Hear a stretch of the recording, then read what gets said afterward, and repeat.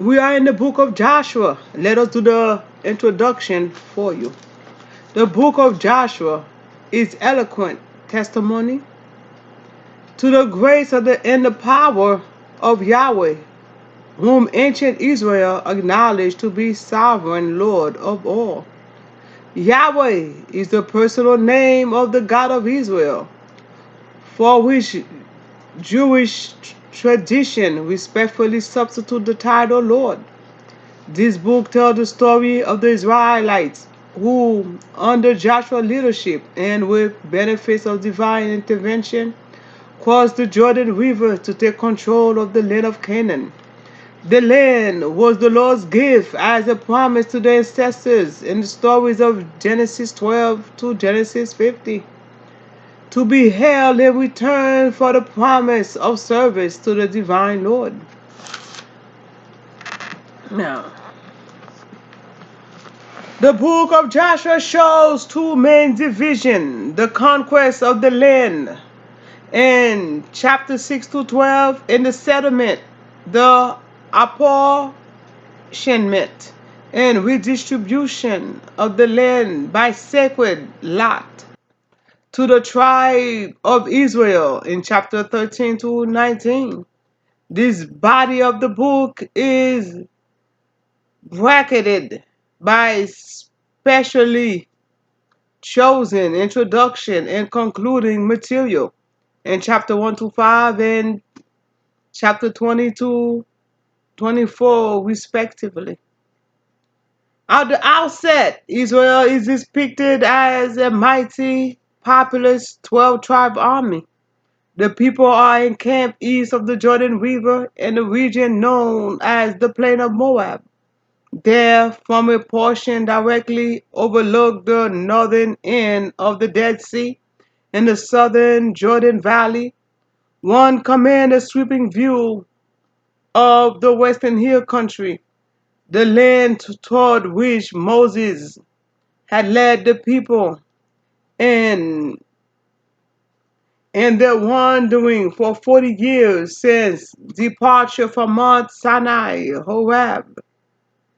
In the concluding chapter, Joshua assembled all the tribe of Israel at the city of Shechem in the heart of the north central hill country. There Joshua presided a covenant ceremony in which ancestral gods are repudiated and allegiance to Yahweh once Yahweh alone is affirmed. Between those first and final chapters, discerning readers will note a tension between sweeping editorial claim for military conquest of all the land in chapter 11, verse 16, and also verse 23, and the few stories of actual warfare in chapter 6 to 1 and chapter 11, verse 15. To these stories is prefixed a leisurely account of preparation for entrance into Canaan in chapter 1, the reconnaissance of Jericho in chapter 12, the crossing of the Jordan River and establishment of the camp and religious sanctuary at Gilgad in chapter 3 and 4, and finally circumcision of all the males in chapter 5 verse 2 to 9, the in celebration of the first Passover west of the Jordan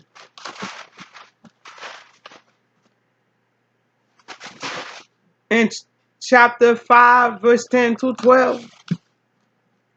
The narrator explained that the entire Exodus generation had died out and the rite of circumcision was not practiced during the wilderness wandering.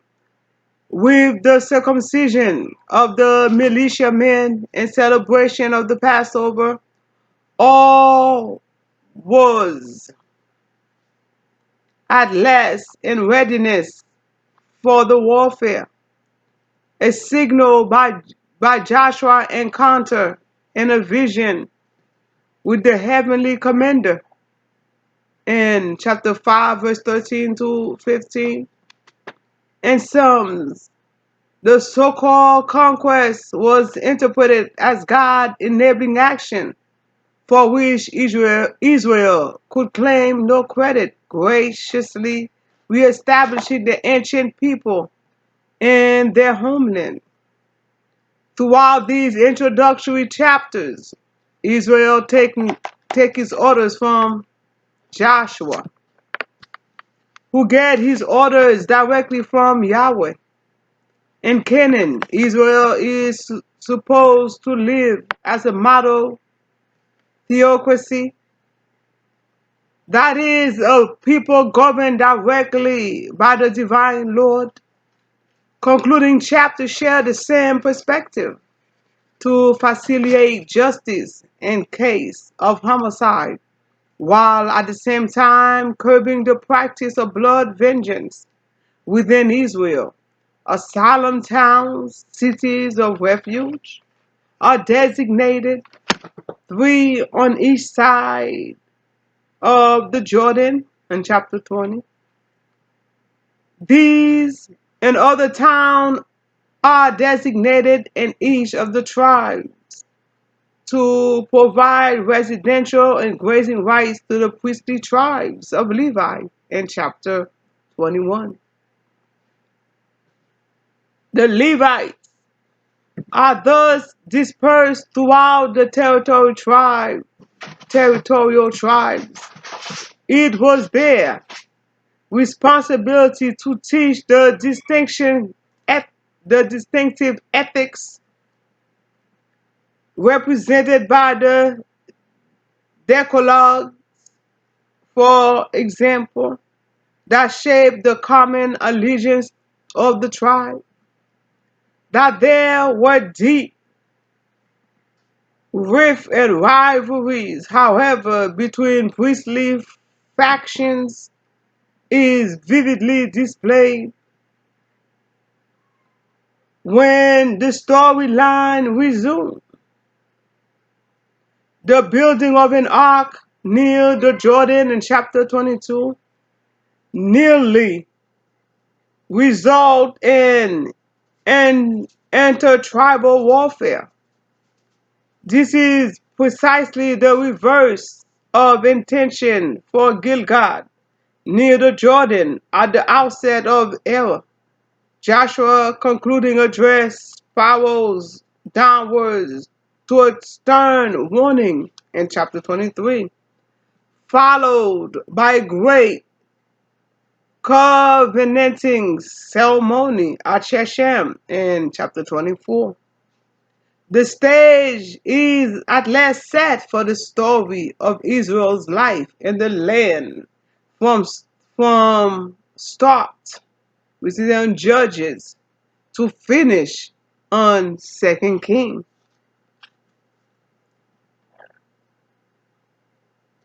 A widely accepted hypothesis regards the book of Joshua as part of a historical work that include all the books of Judges, 1 and 2 Samuel, 1 and 2 Kings, with the book of Deuteronomy as theological preface or introduction, thus a Deuteronomistic history. The main addition to the work probably came from the reign of the reforming king Hosea, or the discovery of a long lost book of the Lord doing repairs at the Jerusalem temple in the year 622 BCE. If you look at 2 Kings 22, 23. Okay. Chapter 22, 23. For the era of Joshua, the historian had a collection of stories, lists, and poetic fragments, all of varying antiquity, which they used to present Joshua as military idea for the Jerusalem king. But Hosea's success was short-lived. Babylonian army destroyed Jerusalem in 587 BCE, and the history was updated for the last time. The hypothesis may be summarized in the following symbol. DTM stand for Josiah Book of the Law. Nuclear content of the canonical book of Deuteronomy, chapter 4, verse 44 to chapter 30, verse 20. Its rules are traceable to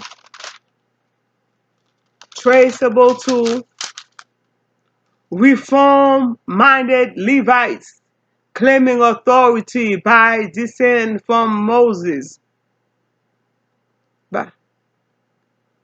DTR1 is the bulk of canonical Deuteronomy 4 verse 44 to 2 King. From the era of King Josiah, it was produced by a historian of the monarchy and Levitical circle close to the Jerusalem throne. DTR2 is the final edition, supplemented by the loyal opposition, so as to be ironically supported of life in exile. The detail given in stories and archival material taken up in Joshua may have varying degree of historicity. The stories were told in the least preserved to serve the pedagogical interests of earlier Levitical teachers and later editors. Archaeological data frequently provide illustrative light, but rarely decisive evidence. When studied with the aid of social science perspective, the text and excavation data combine to yield a clearer picture of the emergence of ancient Israel as Yahweh's alternative kingdom, whereas Joshua was remembered as playing a decisive role, originally as much diplomatic, is now appear as military.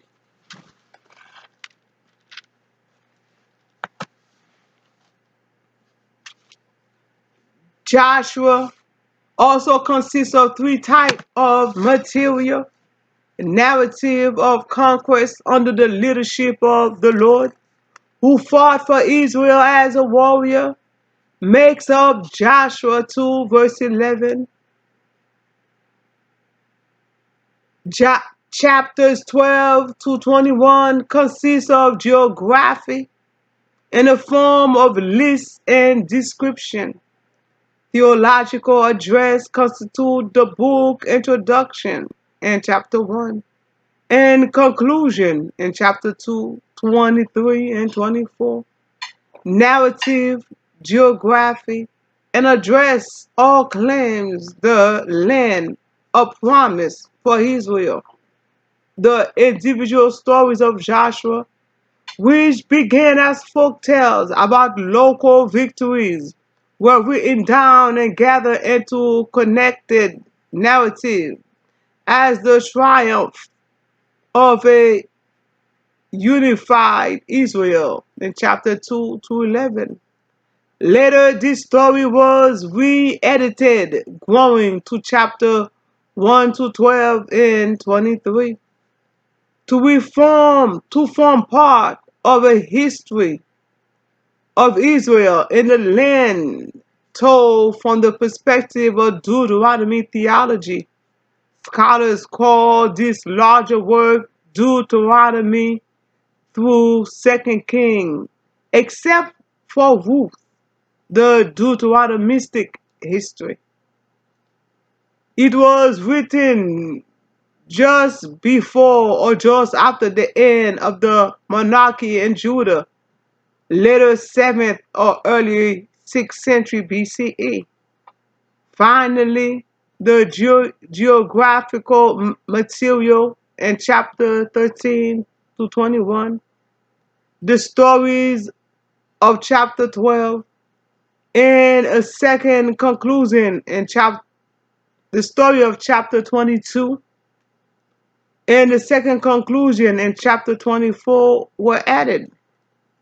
Israel's possession of the land was most always endangered by outside attack or foreign rule. The threat came first from their local neighbors, but later from the major world empire of Assyria, Babylon, and Persia. The book of Joshua served generation after generation as a call to obedience, loyalty to God, and as a claim on the land God has promised them. The narrative portion of Joshua in chapter 1 to 11, chapter 22 to 24 are the most interesting. They may be read straight through as a connected story begins with the death of Moses and ending with the death of Joshua. The reader should look for the interconnection among the individual stories. Rahab in chapter 2 leads to Jericho in chapter 6, which lead to Ashan in chapter 7, which lead in turn to the capture of Aki in chapter I, capture of I in chapter 8, and so forth. It is a good idea to keep a map and Bible atlas open in order to follow the action. The geography of conquest falls into three campaigns: central in chapter 6 to 8, south in chapter 10, north in chapter 11. In addition, it is helpful to read the battle report from the perspective of holy war as presented in Deuteronomy 20. Joshua's conquest. Joshua conquers the land in chapter 1 to 12. Joshua divides the land in chapter 13 to 21. Chapter 22 to 24 gave warnings about the future. May the Lord bless you and keep you. May the Lord watch over you. May the Lord protect you. Amen. As you embark in this journey of Joshua, will the Israelites succeed? Will Joshua succeed as a leader among the Israelites? Will he have strength and courage to follow through? We will learn all that as we read the book of Joshua. I would like for you to share this video, follow us on YouTube or Facebook, And also donate toward our ministry as the Lord has blessed you to do so. Peace be unto you and your home and your family. Shalom.